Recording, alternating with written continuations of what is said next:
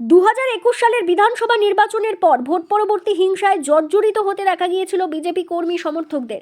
সেই ঘটনায় তৃণমূল শাসক দলে থাকার কারণে অধিকাংশ ক্ষেত্রেই পুলিশ পদক্ষেপ নেয়নি। পুলিশ পদক্ষেপ না নেওয়ায় বুক ফুলিয়ে ঘুরে বেড়াচ্ছিলেন অভিযুক্তরা। আর এবার 21-এ পট পরিবর্তনের পর সময় বদলেছে। যারা 21-এর বিধানসভা নির্বাচনের পর জেলা জুড়ে তাণ্ডব চালিয়েছিলেন তাদের কেউ ছাড় পাচ্ছেন না।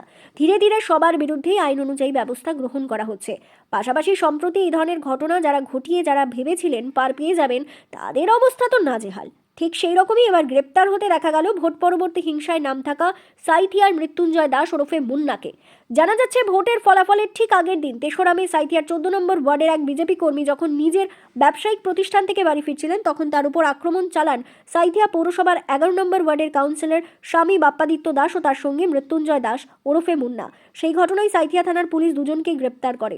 আজ বুধবার তাদের সিউড়ি আদালতে তোলা হয় এবং তাদের 4 দিনের পুলিশি হেফাজতের নির্দেশ দেওয়া হয়। ঠিক কি অভিযোগের পরিপ্রেক্ষিতে তাদের গ্রেপ্তার করা হয়েছে তা জানিয়েছেন সিউড়ি আদালতের এপিপি শুভাশিস চ্যাটার্জি।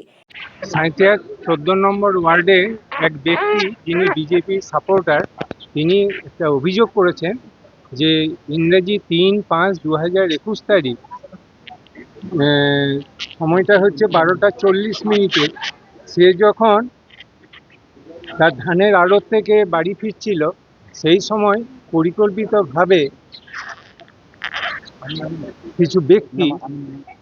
কিছু ব্যক্তি তাকে আটকায় এবং তাকে রেল স্টেশনের কাছে নিয়ে আসে এবং পিঠ চড় ঘুষি মারে এবং গুরুতরভাবে জখম করে এবং তার কাছে 1 লাখ টাকা মতন ক্যাশ এবং সোনার চেন ছিল, সেটাকেও চুরি করে নেয়।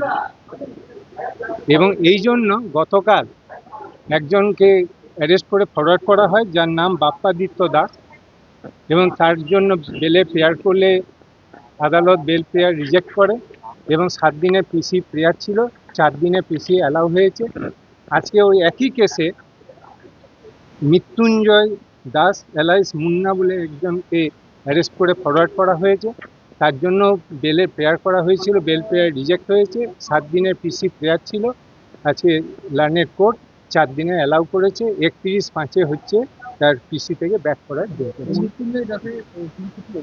ওই একই অভিযোগ যে ওই ব্যক্তি যখন ধানের আড়ত থেকে ফিরছিল তখন তারা তাকে আটকায় এবং পরিকল্পিতভাবে তাকে নিয়ে গিয়ে তাকে পিস্তল ঘুষি মারে এবং এই সঙ্গে প্রায় 6-7 জন এই কেসের সঙ্গে ইনভলভ রয়েছে।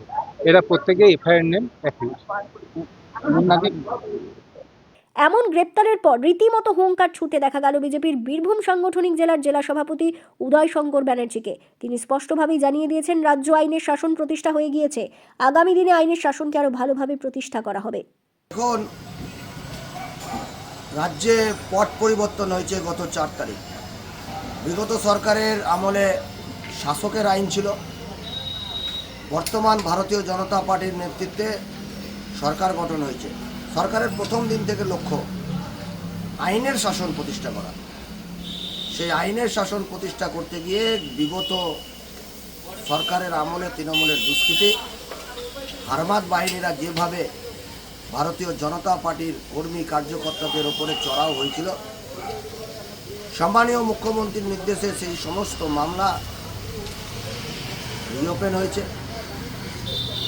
তো সেই মামলার ভিত্তিতে সাঁইথিয়া শহরের সমাজবিরোধী মৃত্যুঞ্জয় দাস ওরফে মুন্নাকে আজকে সাঁইথিয়া থানার পুলিশ, যা শোনা গেল কিছুক্ষণ আগেই অ্যারেস্ট করেছে। আইনের পথে চলবে। রাজ্যে আইনের শাসন প্রতিষ্ঠা হয়ে গেছে। আগামী দিনে পুলিশ আরও বেশিভাবে আইনের শাসন প্রতিষ্ঠা করবে।